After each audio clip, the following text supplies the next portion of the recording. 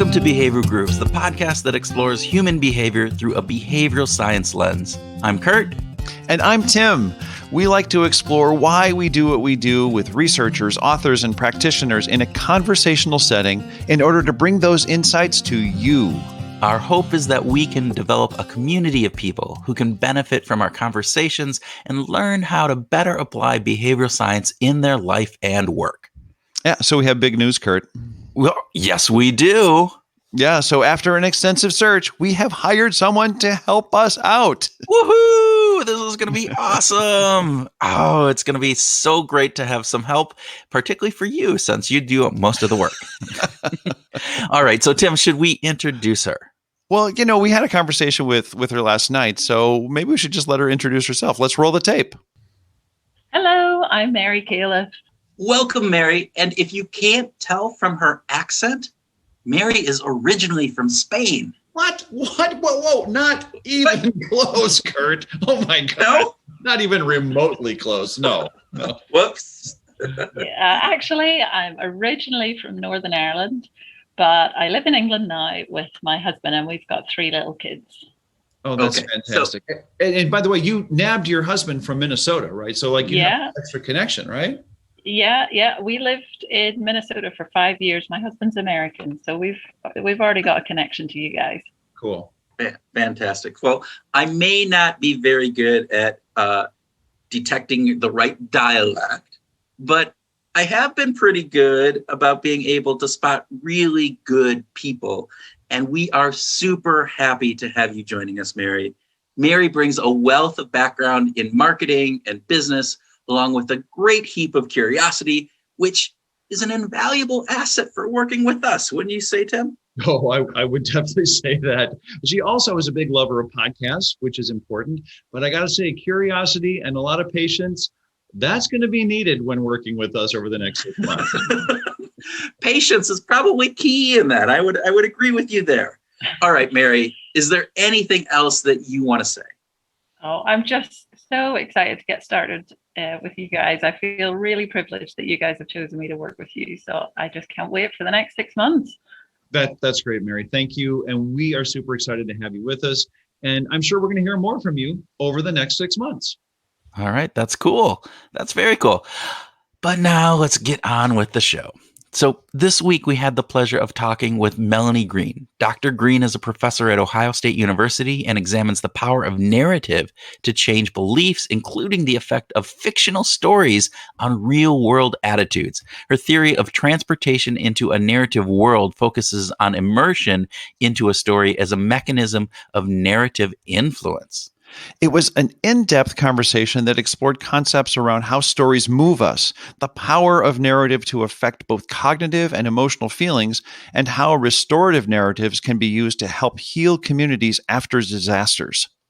So, without further ado, we invite you to sit back and take a drink as we immerse you in our story with Dr. Melanie Green.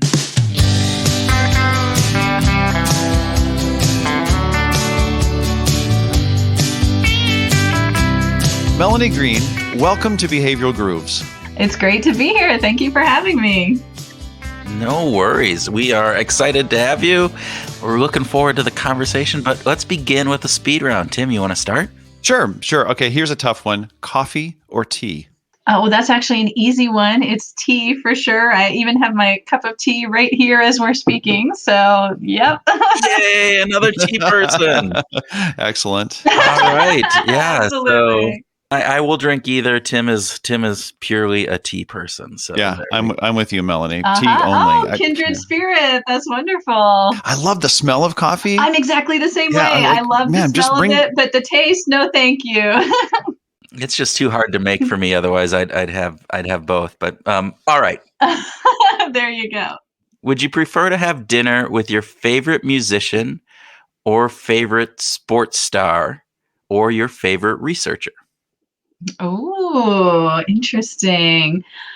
I think probably favorite musician, because meeting Bruce Springsteen sounds like it would be a super fun thing. And a rare opportunity. So I would have to seize that moment. Check, another kindred spirit thing. We are absolutely on the right path here, Melanie. This is a great start then. I think so. Okay, third question. Do you think it's more important for men or women to be good storytellers if they're trying to get a date? Oh, well, I see you've done your homework. So, in our research, what the findings were that it actually, the storytelling ability is more important for men. So when women are looking at men to date, and we just looked at heterosexuals in these studies, so obviously more to do there, but the storytelling seemed to matter for men. Women liked good storytelling, men better. And for women, it didn't seem to matter if we described a woman as a good storyteller or not a good storyteller. That just didn't seem to be how the men were making their decisions. So yeah, it's, in general, I like to see things that have gender equality, but here was an area where we were seeing a gender difference. So yeah, Perfect. There you go. Well, I'm glad I'm not on the dating scene because I don't know if my storytelling ability is very good. So this is a positive. It's one piece of the puzzle. One piece of the puzzle. But you may have dodged a bullet there, Kurt. I think I did. All right. So Melanie, if I'm trying to convince someone of something, should I load them down with a list of facts, or should I weave that into an immersive story about the topic? Which would be more persuasive in general, in your opinion? Well, again, my research suggests that putting your information into an immersive story can often be a highly persuasive way to go. That said, though, in fairness to the overall research literature, so one of the jokes about being a social psychologist is if you ask a social psychologist about something, the answer is always, it depends, because there's always contextual factors and things like that.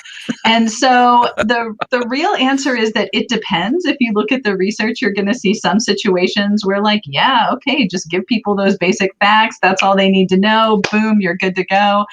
But then other times, right, if they maybe might have trouble understanding it, or you need to give it a little more vividness and immediacy, then, hey, stories are going to help you get that extra persuasive punch, getting things in there. So are there certain situations where stories work better versus just giving the facts, or vice versa? Or is that another one of our lovely, it depends kind of components? Well, one situation where stories seem to be especially useful is in situations where you might be likely to inspire what's called reactance.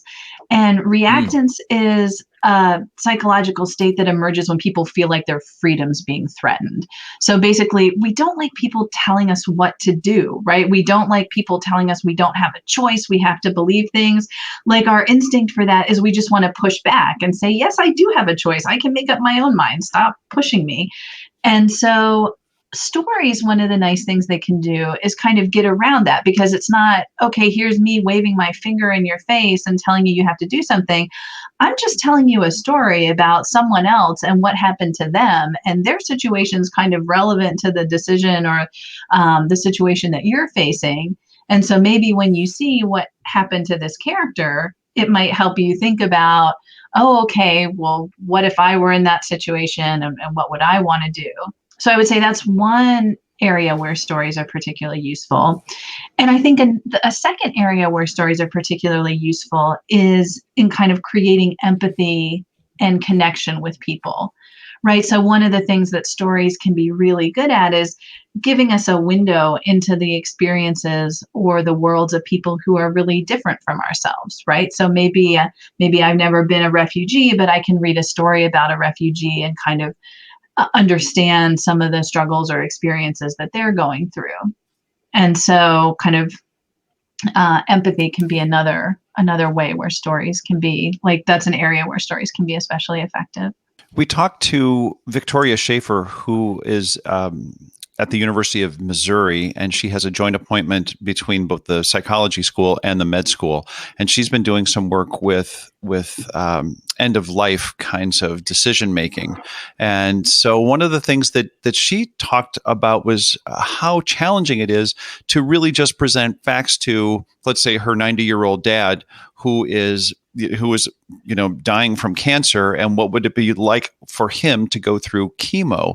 And one of the things that she was thinking is that maybe a story would have helped, a narrative would have been better than just presenting them with the facts. Like 15% of the people get sores on their mouth. Okay.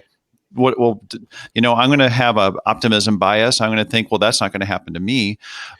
Do you think stories could be used like in situations like that? You talked about reactance, like where we're going to worry about pushback or we're looking for empathy. Could stories also have a positive effect on the way that we understand and sort of come to realize opportunities in our decision making? Mm-hmm. Yeah, absolutely. And I think that's a great example because in my background, I come out of the study of attitudes and persuasion. So a lot of it's has been focused on, okay, how do we change people's attitudes? But especially in areas like that with medicine, it's not always about change. It's not always about pushing people toward one predetermined endpoint or another.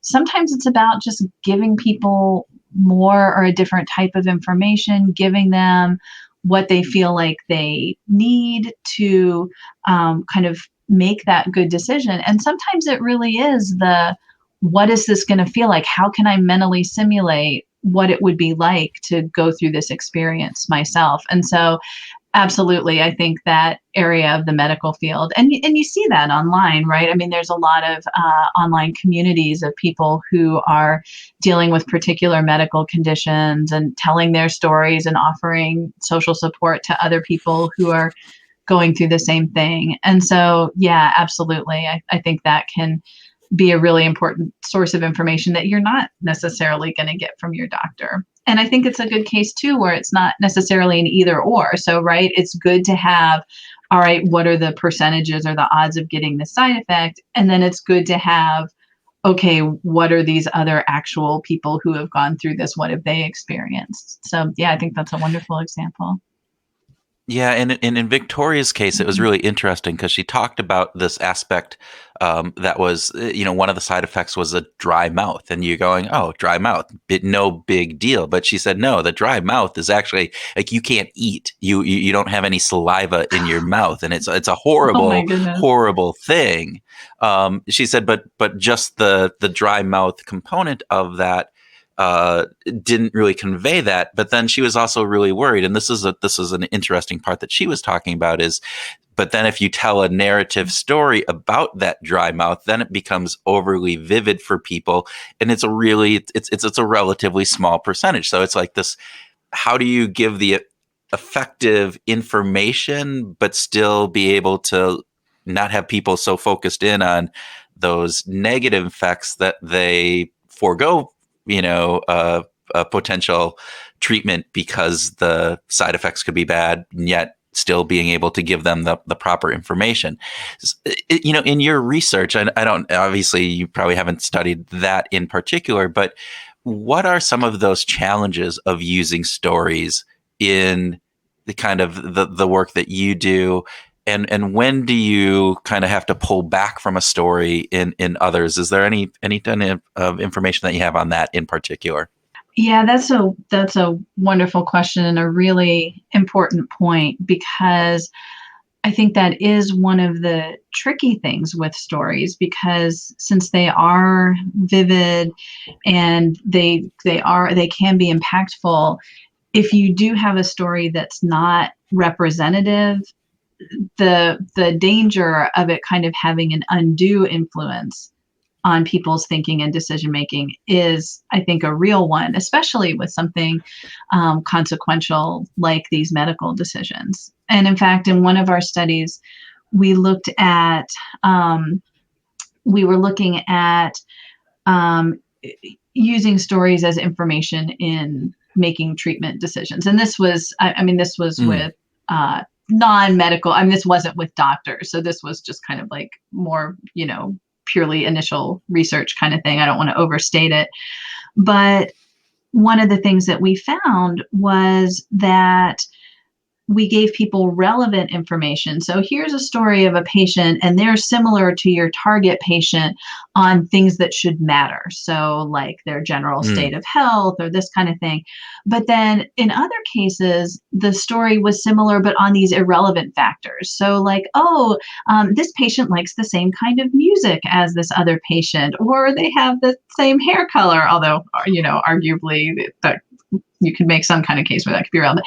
But people were influenced by these irrelevant details. So like, this patient did well with this treatment and they like the same kind of music as this other patient. So I'm going to be more likely to choose this. And obviously you don't want people doing that. And so one of the things is that these things that are like irrelevant or a little weird, sometimes they can send people the wrong way. One that, another researcher did, and they were doing interviews with breast cancer survivors. And occasionally, if you're doing interviews with real people, they'll say things that are just weird or not right, like, maybe they tried this alternative treatment and they think it worked for them, but like really medically, it probably didn't. That was probably just a fluke. But like, okay, if you're giving real people stories, sometimes you're going to have things that like, okay, you don't actually want other people to go with. Yeah. So what are the factors that make for a good immersive story? Yeah. So one of the big things really seems to be having kind of a coherent story. Does everything sort of fit together well in the way that we think it should? And another thing that kind of goes along with that is having a character that we can relate to. So somebody that seems like a real person, somebody that we feel a connection with, those kinds of things seem to be really important. So the other thing, though, that's interesting about stories is that there's kind of a lot of different ways that stories can be engaging. So if you think of like an action adventure movie, it's engaging because there's always something new happening and here's another twist in the plot. And then you think of maybe a piece of literature, an art film, that maybe nothing much happens, but you get this super in-depth view into the character and their feelings and emotions and views of the world. So my kind of general sense is that it has to have something that grabs you, but that something can be different depending on the story. And then it's also important that it doesn't kind of knock you out of the story, that there's not something that's like jarringly unrealistic, where a character suddenly acts in some bizarre way that you don't expect from anything that's gone before, or, there's not some weird discontinuity. So a lot of ways to get into it. And as long as there's not something sort of bad that kicks you out of it, then you can get into it. You've done a lot of work on a theory, the transportation into narrative world. So for our listeners who don't necessarily have a background on that, can you help explain what that is and what does the theory state? Sure. So basically, this is the idea that the way that stories can inform us and change our minds is through this process of being immersed in them. So essentially, we leave our real worlds behind. All of our attention and emotions are focused on what's going on in this story. We're forming mental images, we're reacting to the events in the story. And so we come to sort of take the information from that story and integrate it into our minds and the way we think. So almost it's a little bit analogous to the way that we learn from experience. It's just the experience we're having is a vicarious experience within a story world, as opposed to things that are maybe actually happening to us in the physical world. I wanted to follow up on that with regard to what are the mechanisms? What are the specific mechanisms that help us in that transportation? Mm-hmm. Yeah. So the things that help us in it are, one is that the stories grab our attention. So we have a lot of cognitive engagement with the things that we're reading. And so just like any other type of cognitive engagement, that helps us remember, that helps create change and so on. But then we also have our emotional involvement, which seems to be really critical. The feelings that we have in response to the characters. Do we feel affection for them? Are we angry about something that happened to them? Or do we feel inspired by them? So it's one of the cool things about stories is that they bring that together. The heart and the mind kind of come together, that we have this deep thought, but then also the emotional reaction. And then a third piece can be sort of the mental imagery. We have the visual representation, either one that we've created in our minds from imagining words on a page, or ones that are given to us by, a filmmaker, or that type of thing. Well, and these affect us differently. I'm struck by how the wide variety of stories that impact us all in different ways. I mean, certainly, if I think about movie making, there are some movies that are certainly more popular than others. But the fact that there is a long tail of many movies that get viewed by, a variety of different subsets of our culture and get popularized, so to speak, sort of within certain things, boy, points to a tremendous amount of diversity as to what's going to engage us cognitively, what's going to engage us emotionally, and then what actually stimulates that mental imagery. I so appreciate the fact that you've brought these three things into view. At the same time, how do you deal with sort of the complexity of how those components actually show up? Yeah, so that's a challenge, and it does seem to be that particular stories can sometimes have more of one than the other. Some stories are kind of more visual, other stories are more about the emotions. And early on, when we started researching this, it was like, okay, can we pull these apart, and what's more important? And it kind of seems to be that depending on the story, sometimes one emerges more important and sometimes another one does. But if you look kind of across different stories and different studies, it sort of seems to be this mix of all of them.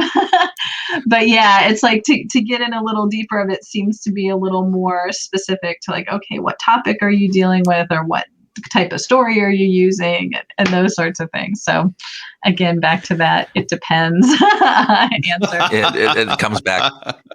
It comes back to that.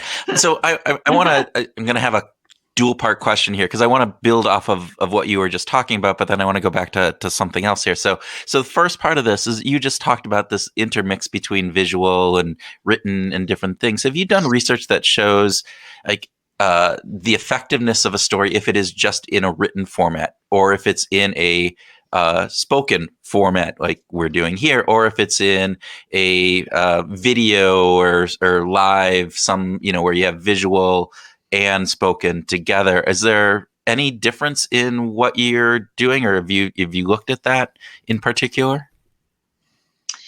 Yeah, there has been a little bit of research on that. So, it's interesting. For the most part, it's sort of like, there's a bunch of studies, and some of them are using written materials and some of them are dealing with video materials. In fact, there's a whole research area called entertainment education that, has looked at video and radio broadcasts and things like that.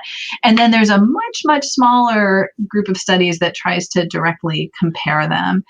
And so the results are a little bit mixed. So some of the things that seem to emerge is that if one's better, often there seems to be a little bit of an edge for video, probably because that enhanced vividness. One of the things that we found in one of our studies is that it actually depends a little bit on individual differences within the person or the viewer. And what we found is that people who were higher in an individual difference called need for cognition, and that's basically an individual difference that's how much people like to think about things. So it's not intelligence, it's just how much you enjoy that process of exerting cognitive effort. So a high need for cognition person likes to debate and likes to solve crossword puzzles and, just really likes to kind of think about things. Those type of people were actually more immersed in the written version, Whereas people who were lower on that tendency, people who are perfectly capable about thinking about things, but sort of mostly do it when it's something that is relevant to them and matters to them. So the lower need for cognition people were more transported into the video, the higher were more transported into the text. So what seems to be happening is that if you, for whatever reason, are willing to and excited about putting effort into that text, and wow, you can create this whole world in your mind and you're deciding what the characters look like based on what the author's written, like that can be really good. But if you're not, inherently motivated to put that effort in, having that work sort of in a sense done for you, then that's going to affect you more. And then there's also some studies that kind of show, like, depending on what type of attitude you're trying to affect or what outcome, that, video is better for some and text is better for others. So I think there's certainly some complexities there as well. It's interesting because I think one of the interesting aspects, and I don't have any empirical research on this, this is purely conjecture by myself. And so we've had conversations, Tim and I, about podcasting and this idea that there's this element of familiarity with podcasters that happens, that people seem to feel like they know us, or they've become part of this extended community that we have, and that they're listening and they feel like they're in the room with us as we're talking to different people. And we get comments like that from people. We get those, and I feel the same thing sometimes when I'm listening to other podcasts. And so that was part of my question as I'm going. So is there a difference in how people actually process that, those stories and the narratives around that within those different modes of communication? And I just I feel like there's something with the verbal aspect that I think is different. Obviously, I'm sure there's differences across all three, but it's interesting to have that as we're podcasters and we hear this. And so again, no empirical evidence on that, just the anecdotal kind of stories that we hear. Yeah. And it sounds to me, there's a concept in psychology and communication called parasocial interaction. And this is the idea that we feel like we're forming friendships and relationships with media personalities or celebrities, even though there's not necessarily any two-way communication there. I mean, podcasts are a little different because, people can write in or, those kind of things. But it's mostly one way. So like, okay, you feel like a friend coming into their car or their living room or whatever, even though like you don't know them or don't know them yet, maybe, right? We can be optimistic, but yeah, we have that sense. And actually the original research on this was on newscasters. So sort of back in the days when there were just the 3 nightly newscasts. And so, here's this benevolent presence coming into your living room and telling you what's going on in the world. But yeah, that's a very cool thing that can happen. So I think that's a lot of what goes on with podcasts.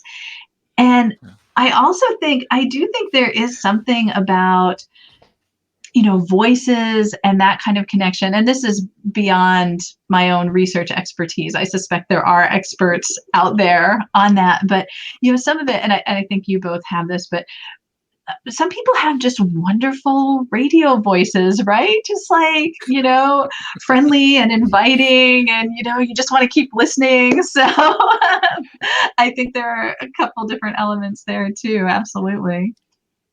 I'm reminded of a situation at a concert with James Taylor where someone in the audience yells out in that quiet moment between songs. They yell, "I love you, James!" And he just kind of looks up into the blackness and he said, "Great. I hope we have the opportunity to meet sometime." That is a hilarious response. I love it. It was a perfect response to this parasocial interaction. This is fantastic. We get this. Kurt and I get this when people say, when we do a video thing and they say, "Oh, I've listened to your voice all these times and now I get to see you." And this is like, there's some fulfillment in it. we feel the same way, I guess, all the time as well. But I don't know where I'm going with this, but now I feel like there's no need to go anywhere, Tim. You can just go around in a circle all day long. You have a good radio voice, Tim. So, but before coming here to Buffalo, I was in Carolina, so I do appreciate the James Taylor reference that you have there. Very good. Well, we will come back to that, Melanie. We will definitely come back to that. A question around business. So, a lot of our listeners work in business and various different things. So, if I'm a business leader and I'm trying to change the organization, it sounds like story that presenting that change story is probably a better way, or maybe a better way of driving that change throughout the organization than just saying, hey, look, we need to change because here's the list of facts. But in creating some sort of narrative around that. Would you agree with that? Or have you done or seen any research on like organizational change with any of your work? So my own research hasn't really dealt with organizations, but there is research out there. And I would say that it definitely can be something that's useful, especially because one of the things that narratives can do is they help create meaning, and they kind of, set a structure and help organize things.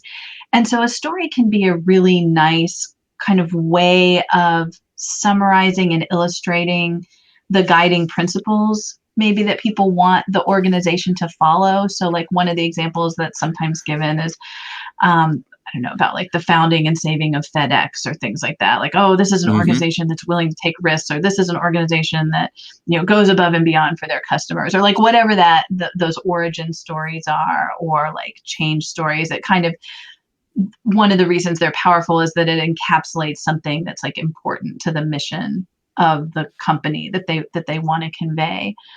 That said, I mean, I think that the cautionary note is that there does need to be authenticity there as well. If it's just like, oh, we're going to try to tell this story and it kind of comes across as false or things like that, then, those are not typically going to work as well. So so stories can be very important and effective, but it has to have that real core. It can't be like, oh, let's just tell people a happy story and then they'll be glad about whatever we want to do. It's not, it doesn't quite work that way.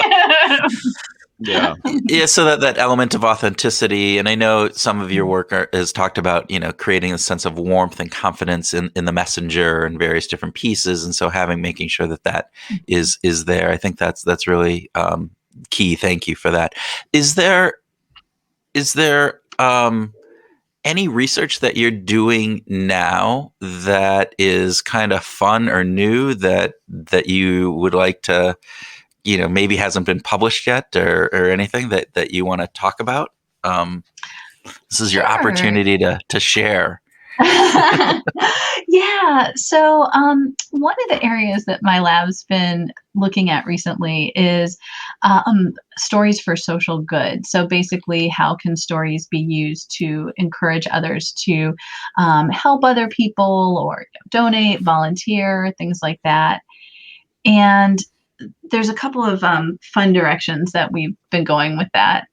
And one of these is we've been looking at a story type called restorative narratives. And these are basically stories where something bad happens to someone, but then they recover from it.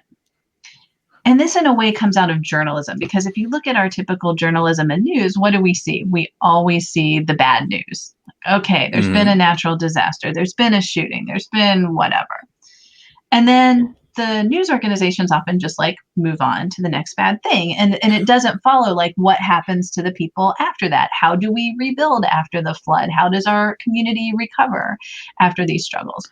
And so restorative narratives tell those stories, how people move from something bad to kind of come back to a better place. And so one of these the things that these stories can do is be kind of helpful to people in those situations to say, hey, look, don't give up hope. There's a path forward. But one of the other cool things that we're finding that these stories can do is they can actually motivate other people to want to help. That if I see like, okay, you're going through this bad situation, but, you're working and things are getting better for you, then it seems like people actually want to help even more than if they just read about somebody in a bad situation. Wow, that's really interesting. We've talked about the identifiable victim as being something that's really important when it comes to in pro-social fundraising specifically. To be able to have that story, but of the specific person. But I don't think we've done a good job of really identifying how important this restorative narrative aspect of the story is, right? Because we don't want to hear just about someone who is just homeless. We want to hear about someone who was homeless, who, through the help of this pro-social organization, brought them out of poverty and homelessness, and they built a new life, and they got a job, and then they got their MBA, and then they became a CEO, and then a musician, or something like that. I don't know if you need to go all the way to CEO and different pieces. Yeah. Well, I figured that the arc to musician had to be more interesting than just MBA than just out of homelessness. You could go through the MBA and CEO and then get to, okay, that's a bit of silliness. But I think that this is a really cool part. Melanie, does this tie in? Does the restorative narrative tie into the identifiable victim concept? Or am I just making that up? No, you're not making it up. And I think it starts there. It definitely has that relation, and it kind of has the same, we think, some of the same underlying mechanisms there. So one of the things that having an identifiable victim kind of does is it helps it be less overwhelming, right? If there's 10,000 people that have been affected by this natural disaster, we're like, oh my God, I can't help 10,000 people. That's too much. It's overwhelming. But maybe I can help this one person. And so we think it's kind of a similar idea with restorative narratives, that if you're faced with someone in a bad situation, one of the things that happens is you feel these negative emotions like, oh, I feel, sadness or sympathy or maybe even fear because like, oh, what if that was me? And one way that we try to manage our negative emotions sometimes is just to like suppress them and get rid of them. So like, okay, this thing is making me feel really bad. I don't want to feel bad anymore, so I'm not going to think about it. But if you have a restorative narrative, this bad thing has happened, but hey, look, I have this hope. Look, they're on this positive trajectory. So, hey, I don't feel that bad anymore. So it's okay to empathize with them because it's not going to like ruin my mental state. And then I'm actually more willing, and because I've empathized, then I'm more willing to help.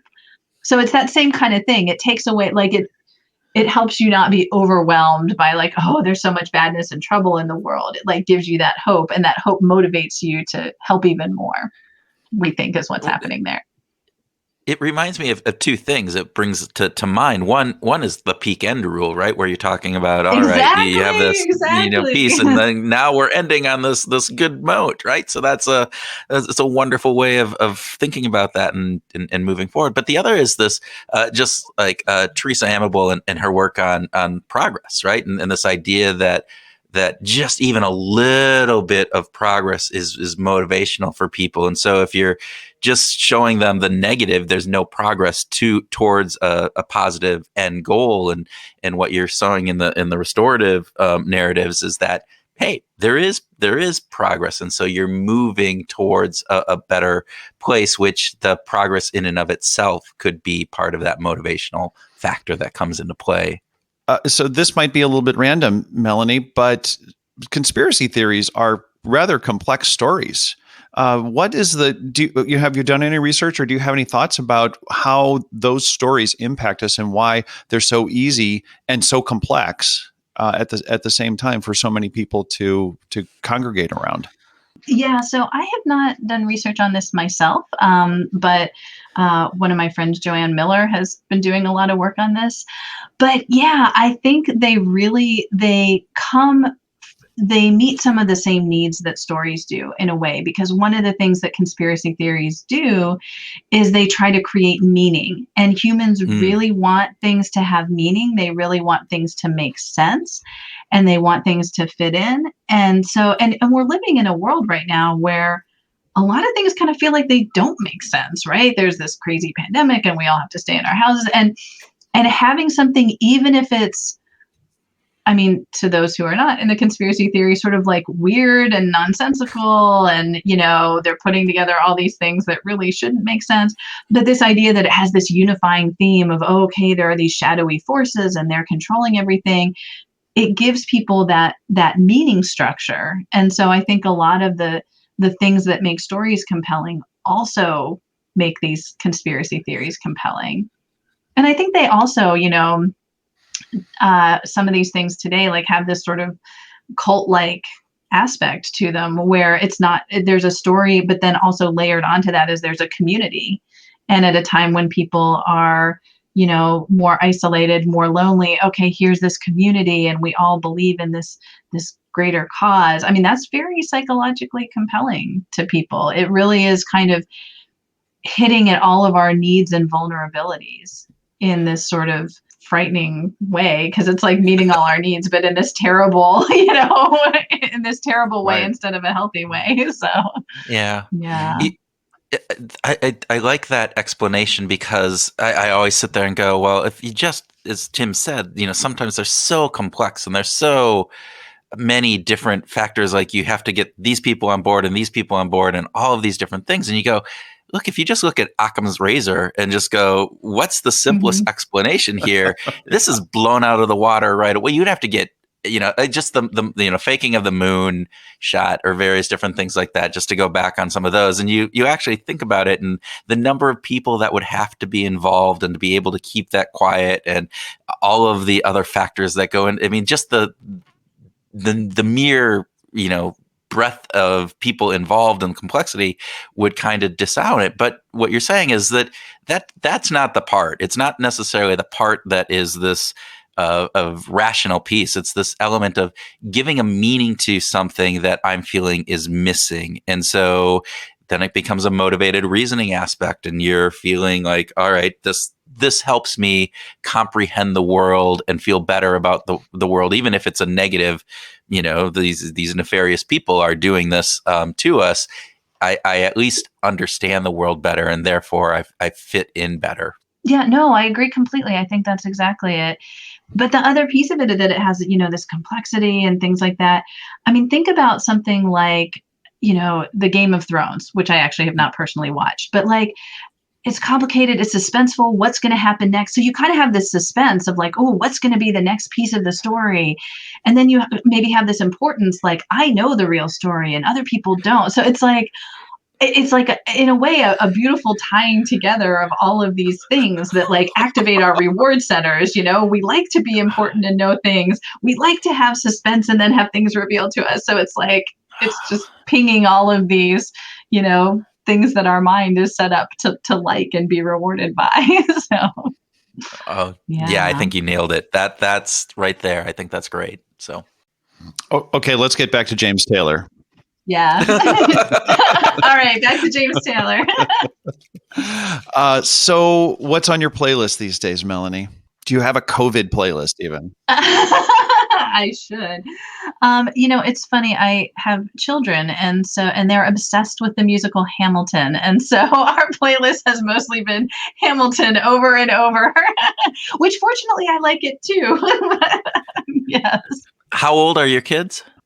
They're twins. They're 11, so middle schoolers. Okay. It's funny because I have a 14-year-old and a now 11. She turned 11 in November, but they don't do much together, right? They're a boy and a girl, and they're just far enough apart in age that they don't do a lot together. But Hamilton was this combination thing, and they would sing in the car. They had it memorized, and they would go back and forth, and Elise would play Hamilton, and you know my son Quinn would play Burr, and they do the different parts, and they be rapping it all out. It was pretty amazing. There's something That's magical fantastic. about Hamilton with that age group, I think. So.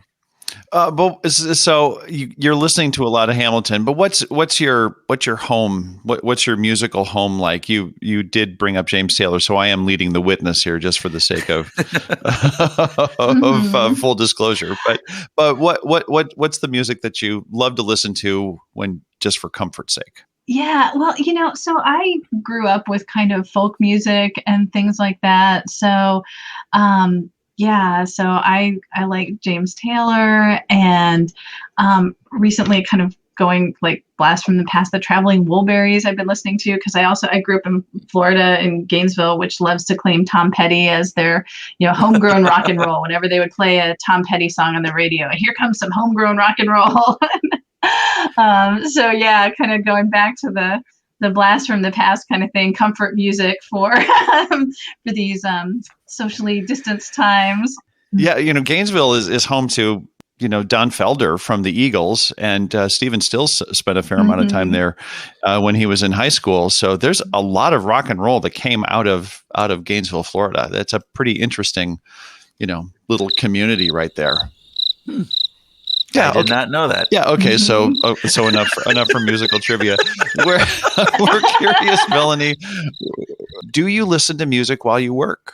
It's funny. I cannot listen to music when I work. And my husband and I are very different in this. He always has music on, and I just can't concentrate. So even if it's on, I just block it out. And so, yeah, no, it has to be separate for me.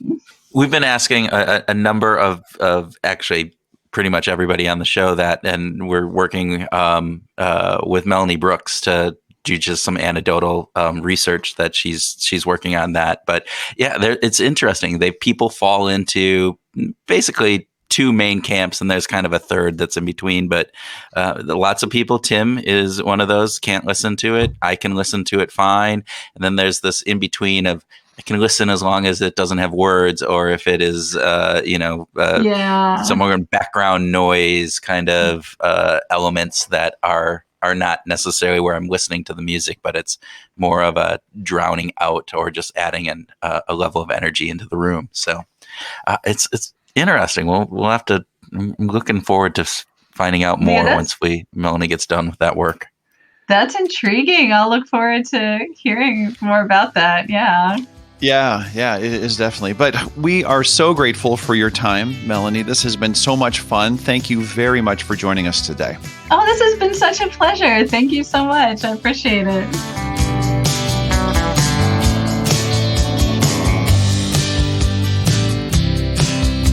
Welcome to our grooving session, where Tim and I groove on what we learned from our discussion with Dr. Green, have a free-flowing conversation, and then talk about whatever else comes into our story-filled brains. It's always kind of fun just waiting to see exactly what comes up in our brains when you name it. And so I'm glad we have story-filled brains, because we have stories. We like stories. Well, it was a narrative-filled brain, story-filled brain. I was going to go fairy-tale brains. I don't know. I never really know until it actually comes to that moment when there's that blank line in our script that I read. So, well, isn't that great though? I mean, you just brought up fairy tales. Talk about immersive stories, right? Oh yeah. Fairy tales draw us in a fantastic way. And then all the moralistic ones, the Aesop's fables, they're right. We're teaching, we're passing down our moral code from generation to generation with stories. Well, and if you doubted the power of stories right there, I think you've just proved that this is a powerful way of conveying information and getting people to form attitudes and beliefs based upon a story that isn't necessarily directly correlational to what you're trying to get them at. As you said, Aesop's fables, there's morals to those stories that, a hare and a turtle, right, are two, that's a fairy tale story, but it sends a moral lesson about, consistency and working through versus running fast. That's not necessarily the the gist of the story, but it's what we take from it. Well, and what would it be like if parents sat down with kids and say, don't rush. So taking the tortoise and the hare story, right, where it's the slow and steady wins the race is the sort of the moral, right? So if parents sat down and said, don't try to always be the first, just make sure that you're consistent. Then if it's just, give them the facts kind of thing, what would we have? We'd have reactance, right? Kids would go, no, I'm not going to. No, if my parents are telling me that, no way am I going to do that. Well, at least my daughter would react that way. That's for damn sure.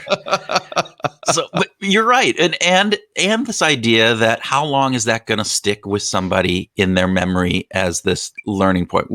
If our parents had told us that and we'd never heard the story, would we be talking about, oh, remember that time when your parents told you about, slow and steady wins the race 50 years later? No, we wouldn't be talking about that. But we talk about the tortoise and the hare because it sticks, it's memorable, and that's the power of stories. And that's what Melanie was talking about, right? This immersiveness of these stories, this idea that they have this vividness and immediacy, and they're going to provide that, as she said, the extra persuasive punch. And I love that idea that it's an extra persuasive punch. And so I think there's some really cool things there. They're right. This idea that we can provide, that stories can provide a way to subtly influence thoughts and emotions that facts and figures don't do as well. And you brought up this idea of reactance, and she talked about that, this idea that, hey, if you think somebody's going to be a reactance to the information, maybe a story, maybe just a story might be a better way of doing that. Well, we had a conversation actually with John Levy, who is the founder of Influencers, and John told a story that really caught your attention in regard to this. So again, it's one of these elements. It just is this idea of immersing. So 100 people on the Zoom. Actually, probably by that point it might have been less, but lots of people on the Zoom call, and John was going to leave. And then he mentioned just briefly, this idea, the story of this woman that he met in the duty-free shop in Sweden, and then brought her to Israel and bought a ticket for her. And then everybody's like, you can't leave now. You have to tell us the story. Right. And then he wove the story, and it was compelling. And you could see just watching the video, and this is on Zoom. So you got to think, hey, it's not even in person. It is on Zoom over video.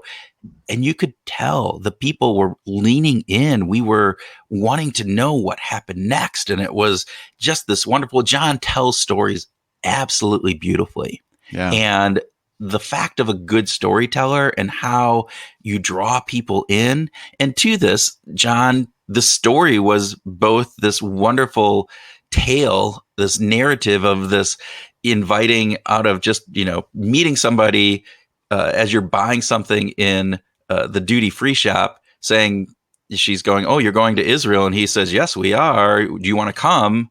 And she says, yes. And then this story about what happens throughout this whole week, that she then goes with them. They buy a ticket to her to fly to Israel. They go, and this whole story.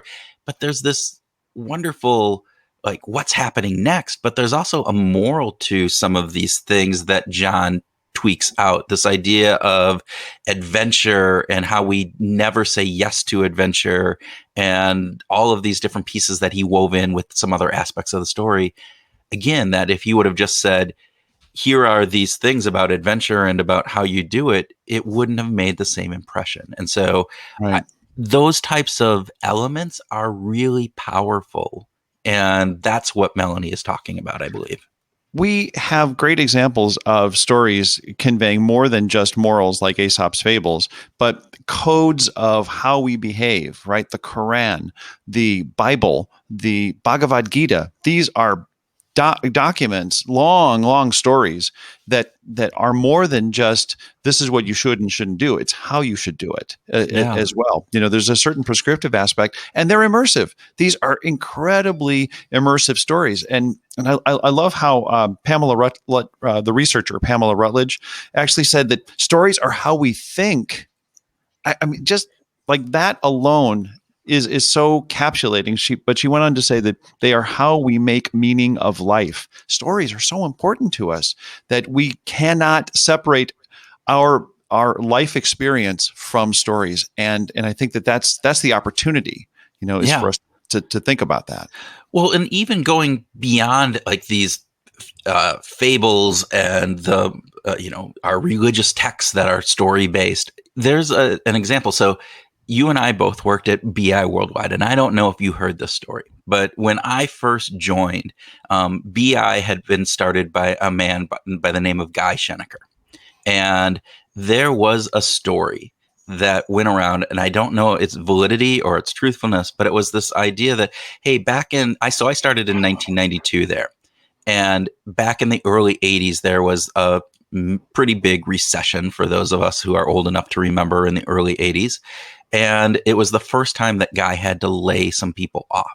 And he hated it. And there was one person in particular who got laid off, but then had some family tragedy. And so the story was that, hey, Guy reached out to that family and he gave them $10,000, which at that point was a significant amount of money to help them through. And he never told anybody about it. So again, this is to verify this, I don't have any verification, but it was this story that helped create the idea of what I thought the culture of BI was. It was this idea that, we may not get paid a lot, but that, hey, the owner of this company is concerned about us and cares about us. And if something happened to us, would have our back. And that was powerful for me. And much more so than if I would have read, the mission vision statement, we're a caring company and different pieces. Yeah. And so I think that is really true. Just to graft onto that, this idea that stories and corporations are really important because they set culture. They help identify what the culture is. There was another story about the same man, the founder of BI Worldwide, that he was pretty strict about making sure that people were at their desks and working during working hours. It was what they called butts in chairs was the local terminology that they used, and yet there was also sort of this sense of, if you need a break, you should take a break. So one of my colleagues said that many years ago he was taking a break, and he and one of his buddies had brought in a dartboard, and so they were playing darts. And he said they were literally only playing darts for 10 minutes. It wasn't like they were spending the entire afternoon playing darts. But it was happened to be on a Friday afternoon, and they were playing darts. And who walks through but the founder of the company, Guy Schenecker? And he said that Monday, when he arrived at work, the dartboard was gone.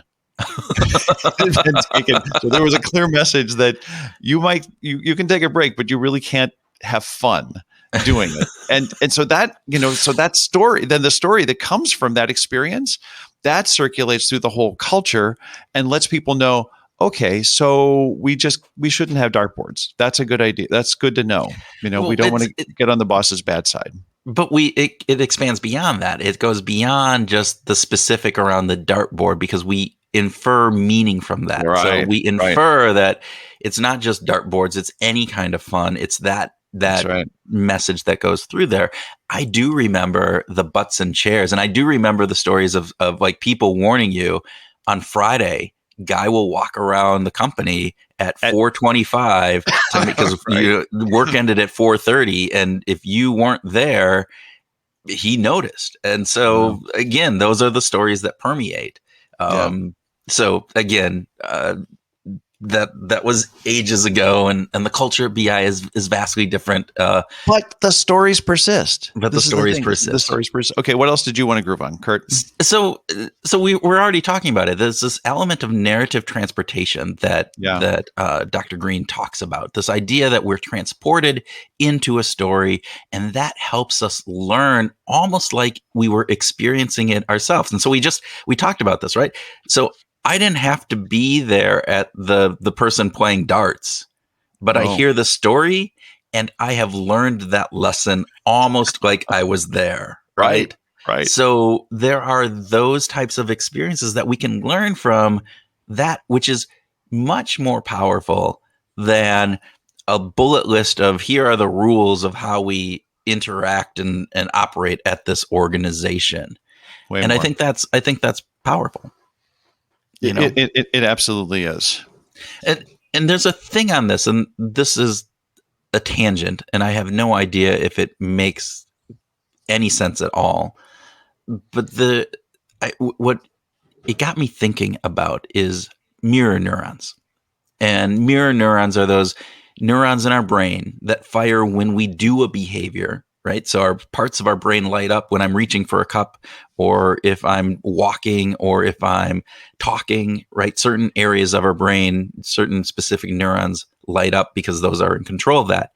But they also light up, these mirror neurons do, when we watch somebody, when we observe somebody doing the behavior that is being done. And that was a surprise for neuroscientists when this was found. Like, they were actually had a monkey with all these probes in its brain, and they were trying to map where the monkey, you know, if they lifted up a cup, where would those neurons fire?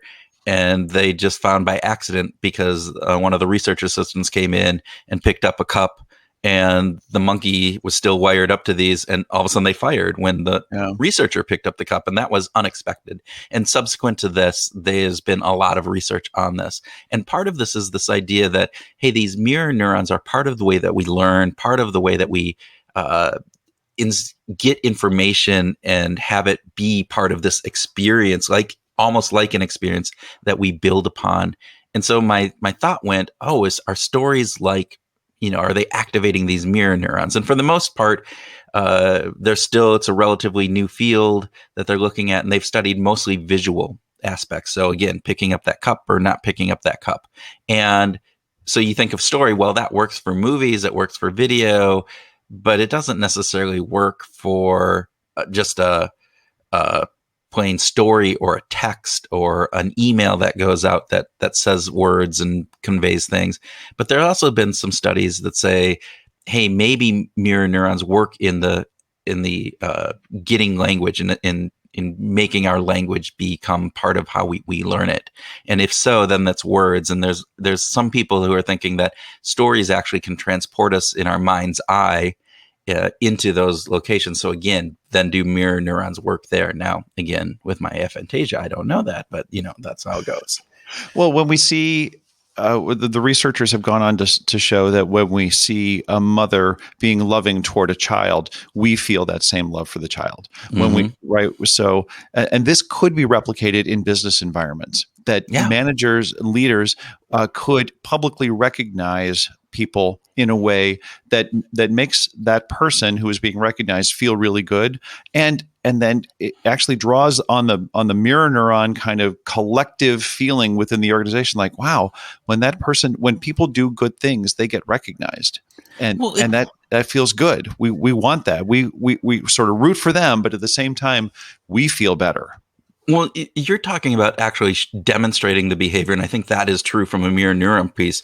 Going back to the story piece, I think that organizations need to use stories much more than they do. For whatever reason, I think businesses are scared because stories kind of can be emotive. They are not hard and fast. You're not setting down this list of, here are the procedures that we do, step 1, step 2, step 3, and they're soft. And I think business leaders get scared by saying that we have to tell stories. Now, not everyone, and again, I'm doing broad strokes here, but I've worked with lots of organizations where you're trying to convey information and you go, let's use a story. Let's pull somebody from the field. Let's see how they used it. Let's convey what that is from a story, a narrative about that will help everybody else understand the importance of this and put things beyond just that step 1, step 2, step 3 piece of this. Yeah, because that's not going to work. Like we just shake that off totally when it's the step 1, step 2, step 3. The stories are much more effective. Can we talk about parasocial relationships? Parasocial interactions. Yes. So this is crazy because before Melanie talked about this, I had never heard of this. It was a new idea. Yeah. New Then concept. we just talked with Dessa a couple of weeks ago and she brought it up. And so it's like, is this just me noticing it now because mere exposure effect? Is it confirmation bias? Is it confirmation bias? But I think it's cool. I think it's really cool.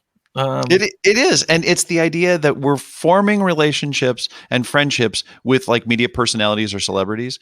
And, as silly as this may sound, you and I have had the experience of getting on a call with somebody and they're like, oh man, I listen to the podcast all the time. And now I get to see you and I'm actually talking to you. And it's like, I can hear your voices now from your face. It's like, it's just us. It is just us. It's just us. Like two dudes that are just Right. pontificating way too much. But yeah, it's interesting. It's fun. It's an interesting piece, and I think there's something about podcasts, and we talked a little bit about this, right? This idea that we have you're hearing our voice in probably if headphones, maybe not headphones, but it's this voice, like, and we're inviting you into these conversations, and so there's lots of people we have never met that know a lot about us and feel like they may understand who we are, which is it's a wonderful thing. It's a scary thing to a certain degree, but it's a wonderful thing. So Yeah. So what about restorative narratives, Tim? That was the last thing that I definitely wanted to talk about because I just thought this is really powerful in what it could do. Yeah, this is the arc of going from sort of a bad place or something that's bad to a place that's good, right? To use the story as that arc to show progress and to help us move from the bad place to the good place, right? Yeah, it is this idea that if we just talk about the trauma, that people can check out, there's a fatigue, there's a what can I do factor of this. But this idea, so for instance, in a hurricane, all the devastation, and think about daily news, and that's what you hear, and then they move on to the next disaster, but they don't show the rebuilding after the hurricane. And what Melanie is talking about is this idea that we need more of these restorative narratives, these ideas that yes, this horrible thing happened, but now we're moving forward and we're making progress, and that can help heal not only individuals, but it can help in motivating and healing the community. And it's that positive trajectory that can also influence and motivate others who hear the story. So, and I don't know if this work has been done. I don't know if Melanie did it or others, but we talked with Linda Tunstrom about charitable giving and this idea where she was talking about, her research is about if you have thoughts and prayers versus, actually giving tangible help, and do those influence each other? I wonder if there's studies that say, hey, just how much do people give if there's just this story that is the trauma story and the identifiable victim, which we know works better, but it's like, the hurricane hit, they destroyed all these houses, this person is lost their home and now they're living on the street, versus that same story, but they're living on the street, but they're starting to rebuild, and they have, they've started the construction of their house, and things are getting better in the neighborhood, and they're, X number of people are moving on. Wondering if the charitable contributions for that would be different, if there would be more. So I think that's some research that I don't know if it's being done, but if it's not, that'd be cool to see done. I think it's a really, really interesting question that you raised there, Kurt, because of course the way that we frame things and how we position a story, especially in psychological studies, in economic studies, makes a difference, right? We know that absolutely makes a difference. We also know that this idea of progress is really important to persuasion. Robert Cialdini. Progress is a central tool to help show credibility and to persuade people, because if you have a progressive story, that tends to be more positively impactful for the person who's listening. Of course, there's the progress principle, right? Teresa Mobley. Yep. She's documented deeply the importance of feeling progress as well as actually demonstrating progress, both sides of that. And I also think that progress is kind of a central part of the growth mindset, work that Carol Dweck did as well. It's a theme within her work. So progress is a really important thing, and to think about it from a narrative perspective, to think about it, progress as being part and central to the restorative narrative, I think is something that is both intuitive, and yet I don't think companies are taking advantage of it enough. Yeah, I don't think companies are taking advantage of it. I wonder if, again, charitable organizations are the government is taking advantage of this. And again, I want to quote from what Dr. Green said. She said, she said, quote, this thing is making me feel bad. I don't want to feel bad anymore, so I'm not going to think about it. That's the normal way. But if you have a restorative narrative, this bad thing has happened, but hey, look, I have hope. There is this positive, they're on a positive trajectory.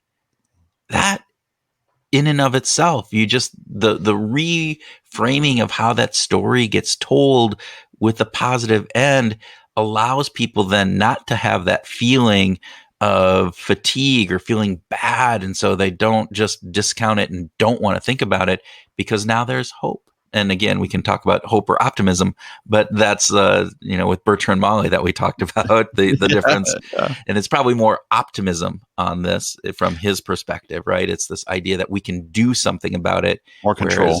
In his area, his definition of hope is we're hopeful when we don't have control. Optimism is when we we're optimistic because we do have some control over the outcome.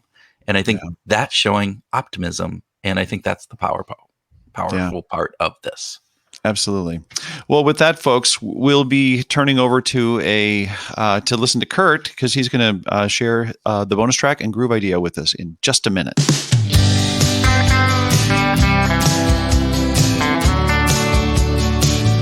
Hello, everyone. This is Kurt with your bonus track and groove idea for the week. Our conversation with Melanie was particularly relevant for me, since much of my business is focused on communications inside of organizations. For years, I've worked with business clients trying to get them to see that they can use stories to help communicate information and drive behavior change that will work in a much more powerful way than just presenting the facts and figures. It was refreshing to see that my ideas actually have some additional scientific support. Melanie started out by describing the power of immersive stories, that they have been shown to have a persuasive punch, as she called it. She said that stories can be particularly compelling in situations where you might be likely to experience reactance, when you are trying to get people to change behaviors or even beliefs. Stories are also powerful in creating empathy and feelings of connection. Melanie has done some very interesting work on restorative narratives, how stories that show tragedy or hardships, but then show people moving through those to some positive outcome, are particularly powerful in getting people through hard times and eliciting help from others.